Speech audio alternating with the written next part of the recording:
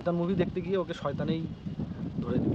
আমাদের নিজের মা বোনেরাই এরা জানে না যে কীভাবে আইডেন্টি চুরি করে এইভাবে টাকা স্ক্যাম হয়। আমরা সাধারণ একটু বাইক নিয়ে এদিক ওদিক ঘোরাঘুরি করলে কিন্তু আমাদেরকে একটা ছোটোখাটো একটা কেস দিয়ে দেবে, সেটা ভাবনা চিন্তা করে লাভ নেই। বন্ধুরা তোমরা তো জানোই ওরা প্র্যাঙ্ক ভিডিও করে, তো এই টাকা ফ্রড করাকেও ওরা প্র্যাঙ্কভাবেই করেছে, বুঝতে পারলো তো? এটা টাকা মানে ওরা ফ্রড করেনি, ওরা প্র্যাঙ্ক করতে গিয়ে টাকা ফ্রড করে নিয়েছে এরকম। Guys, welcome back to our channel brother সাইডের পক্ষ থেকে সবাইকে জানাই গুড মর্নিং। তো আজকে সানডে, তোমরা সকলেই জানো যে আজকে রবিবারে আমাদের কোনো না কোনো একটা ভিডিও আসে। তো আজকে কোনো জায়গার একটা ভিডিও আমরা দিচ্ছি না, আজকে একটা ভালো একটা ঠিকঠাক ইউটিউবারের একটা পর্দা ফাঁস হবে। তো মানে ইউটিউবে একটা খুব ভালো বড় সড়ো চ্যানেলও আছে তার, কলকাতা বাড়ি। তো তারই আজকে পর্দা ফাঁস করবো, তো তোমরা সঙ্গে থাকো। তো বন্ধুরা তোমরা এন্ট্রি দেখে বুঝতেই পেরে গেছো আমরা কাকে নিয়ে কথা বলতে চলেছি। আমরা কথা বলতে চলেছি কলকাতার সে বড় সড়ো ইউটিউবার রোহিত বৈদ্য। সে নাকি কিছুদিন আগে শুনলাম 1.5 কোটি টাকার একটা ফ্রড করেছে। তাকে শিলিগুড়ির মাটিগাড়াতে শয়তান সিনেমাটা দেখতে গিয়ে তাকে নাকি ওর 6 বন্ধুবান্ধব সহ রোহিত বৈদ্যকে পুলিশে আটক করেছে। এবং কেন আটক করলো, এই 1.5 কোটি টাকা কীভাবে স্ক্যাম করলো, সেই বিস্তারিত আলোচনা তোমাদের সাথে আমি শেয়ার। শোনা গেছে রোহিত বৈদ্য নাকি 1.5 কোটি টাকা স্ক্যাম করেছে। তো স্ক্যামটা করলো কি করে? রিসেন্টলি কিছুদিন আগে নাকি মোটামুটি 1-1.5 বছর ধরে ও একটা ফরেনের একটা মেয়ের সাথে মানে কথোপকথন বা কথাবার্তা তার চলছিল। সেই মেয়েটার কাছ থেকে তার আইডেন্টি কার্ড, তার ক্রেডিট কার্ড থেকে শুরু করে যাবতীয় তথ্য তারা নিয়ে নেয়। সেখান থেকেই নাকি তারা ধীরে ধীরে টাকা তুলতে টাকা মানে ফ্রড করতে নাকি 1.5 কোটি টাকার টোটাল ফ্রড করে। সেই ফ্রডের কারণে তার বাবা, মেয়েটার বাবা যখন এই ব্যাপারটা জানতে পারে, মেয়েটার বাবা মুম্বাই ক্রাইম ব্রাঞ্চে সেটাকে একটা রিপোর্ট দায়ের করে।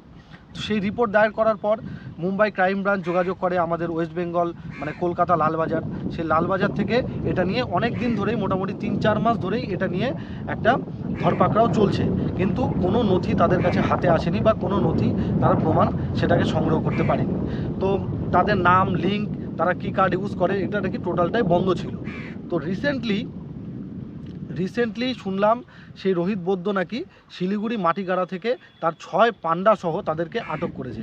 এবং পুলিশ তাকে কী করে আটক করলো, সেই রোহিত নাকি যখন টিকিটটাকে কাটতে গিয়েছিল সে নাকি অনলাইনে কার্ড সোয়াইপ করেছে, আর তখনই রিমাইন্ডার চলে যায় পুলিশের কাছে, তখনই তাদেরকে আটক করে। তো বন্ধুরা আমরা যাদের কাছ থেকে এই জিনিসগুলো শিখি, যাদের কাছ থেকে ইউটিউব নিয়ে ভাবি, যাদের সেই রোহিত বৈদ্যকে দেখে আমরা অনেক কিছু শিখতে চাই যে না, এদের মতো ভিডিও আমরা তৈরি করব, এদের মতো কমেডি ভিডিও আমরা বানাবো। তো তারাই যদি এরকম 1.5-2 কোটি টাকার ফ্রড করে থাকে, তাহলে আমরা কাদের কাছ থেকে শিখব? এরা নাকি বড় বড় জায়গায় খেতে যায়, বড় বড় মানে ওর গার্লফ্রেন্ডকে নাকি বড় বড় গিফট করলো। সে কী করলো না করলো সেটা আমাদের দেখে লাভ নেই। তো এই 1.5 কোটি টাকা নিয়ে এত বড় বড় ফুটানি, এতদিন ধরে 1.5 কোটি টাকা, বন্ধুরা চারটিখানি টাকা না, 1.5 কোটি টাকা, একটা দুটো টাকা না। সেই 1.5 কোটি টাকার বাড়ি কিন্তু এইখানে না, একটা মানুষের জীবন কিন্তু মানে ঠিকঠাক মতো চলে যাওয়ার মতো। বড় বড় রেস্টুরেন্টে খাবার খেতে গিয়ে আবার স্ট্যাটাস দেয় যে আমরা কোনো রকম ডিসকাউন্টের জন্য ওয়েট করি না। হ্যাঁ, করবেই বা না কেন?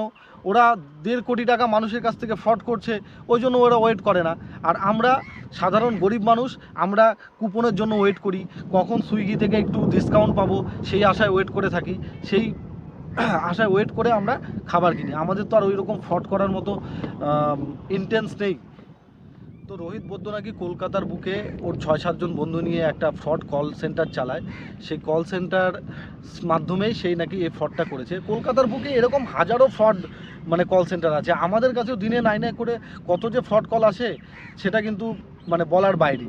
এরকম ফ্রড কল সেন্টার কিন্তু কলকাতার বুকে অজস্র আছে, কিন্তু কি বলতো, এগুলো কিন্তু পুলিশের নজরে পড়েনি বা পড়বে না।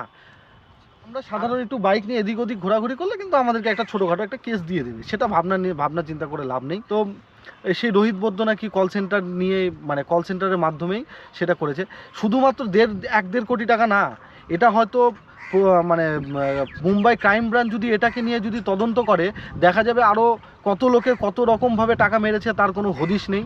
এটা মুম্বাই ক্রাইম ব্রাঞ্চ এখন সেটাকে নিয়ে খোঁজ খবর করলে বা ওর সম্বন্ধে জানলে তবেই এটা বেরোবে। বন্ধুরা তোমরা তো জানোই ওরা প্র্যাঙ্ক ভিডিও করে, তো এই টাকা ফ্রড করাকেও ওরা প্র্যাঙ্কভাবেই করেছে, বুঝতে পারলো তো? এটা টাকা মানে ওরা ফ্রড করেনি, ওরা প্র্যাঙ্ক করতে গিয়ে টাকা ফ্রড করে নিয়েছে এরকম একটা। রোহিতকে দেখে তো মনে হয় ভালো ঘরেরই ছেলে, তো তার এই মানে ভালো মানসিকতার ভেতরে যে এত ক্রিমিনাল মাইন্ডের ব্রেন ছিল সেটা কিন্তু ভাবার বাইরে। ওর তো ফেসবুকে দেখলাম ভালো রকম ফ্যান বেস, ও তো প্র্যাঙ্ক ভিডিও করে, সেই প্র্যাঙ্কের সাথে সাথে এই ফ্রড কলগুলোকেও চালায়। শুধু এটা না, আরও যে কত কী করেছে, বা এটা যদি ধরা না পড়তো, বাই চান্স এটা হয়তো মানে প্রশাসনের আন্ডারে এটা যদি না আসতো, তাহলে এইভাবে ও চালিয়ে যেত, আর এইভাবেই হয়তো টাকা ইনকামের ওর একটা রাস্তা। এই ইউটিউবটা হচ্ছে মেন শো, আর মেন ইনকামের রাস্তা ওই ফ্রড করাটাই, যেটা আমাদের মনে হচ্ছে ওকে দেখে বা ওর সম্বন্ধে এটা যা জানতে পারলাম। তো তার মুভি দেখতে গিয়ে ওকে শয়তানেই ধরে দিল। বন্ধুরা, কাউকে না জানে, কাউকে না শুনে, বা সে যত বড় ইনফ্লুয়েন্সার হোক না কেন, সে যত বড়ই র্যাঙ্কে চাকরি করুক না কেন, কারোর সম্বন্ধে এভাবে না জেনে কারো আইডেন্টি এভাবে কারোর কাছে শেয়ার করাটা ঠিক না। আর তোমাদের কাছে এটাই মেসেজ দিতে চাই যে নিজেরাও সতর্ক থাকো, এবং বাড়ির আশেপাশে যারা এই সম্বন্ধে জানে না তাদেরকেও সতর্ক করো, যাতে গরিব মানুষের বা সে নয় যার টাকা মেরেছে 1.5 কোটি টাকা, সে হয়তো বড় লোকের হতে পারে, কিন্তু আমাদের সাধারণ ঘরের লোকজনের যাতে এইভাবে টাকা কেউ চিন্তায় না করতে পারে, অনেক কষ্টের টাকা সে। তো তোমরাও বাড়ির আশেপাশের লোকজনকে বা বয়স্ক মানুষদেরকে এভাবে সতর্ক করে দেবে। হয়তো আমাদের বাড়ির মধ্যে আমাদের নিজের মা বোনেরাই এরা জানে না যে কীভাবে আইডেন্টি চুরি করে এইভাবে টাকা স্ক্যাম হয়। যাই হোক, এই বলে আমাদের ভিডিওটাকে আমরা এখানে এন্ড করছি। তো তোমরা সুস্থ থাকো, ভালো থাকো, নিজেরা সতর্ক থাকো, আর বাড়ির আশেপাশের লোকজনকে সতর্ক রাখতে সাহায্য করো।